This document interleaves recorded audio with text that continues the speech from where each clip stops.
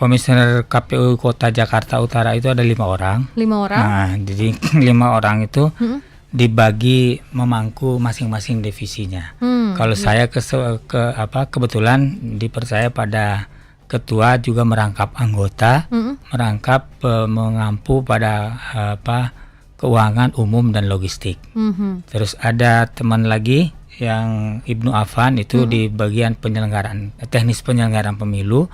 Kemudian ada Sosdikli, sosialisasi pendidikan pemilih dan partisipasi masyarakat, itu Mas Cipto Handoyo. Kemudian data pemilih itu pengumpulan data pemilih itu Mas Ril. Ya. Jadi kami berlima itu membagi tugas seperti itu, jadi mengampui masing-masing.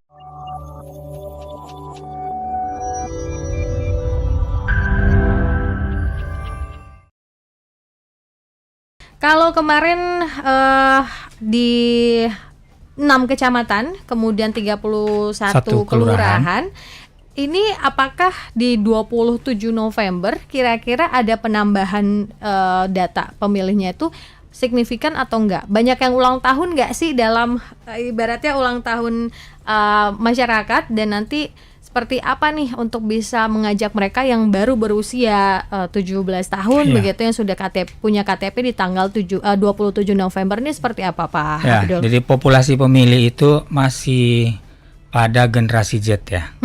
Kalau kita lebih mengharap pada pemilih pemula, maka kegiatan yang kita ramu untuk bisa mengajak mereka itu melalui sosialisasi.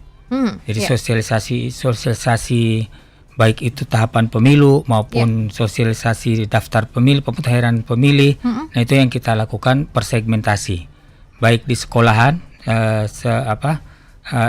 SLA gitu, maupun di universitas atau di komunitas masyarakat.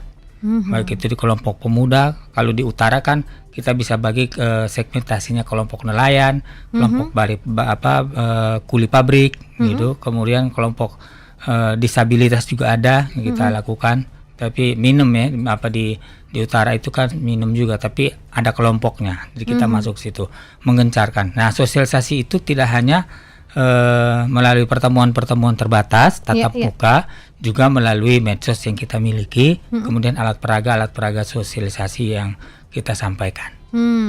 Artinya semua nih harus tepat sasaran ya dari KPU. Harus, kalau boleh tahu untuk komisioner KPU Jakarta Utara berapa orang sih, Pak?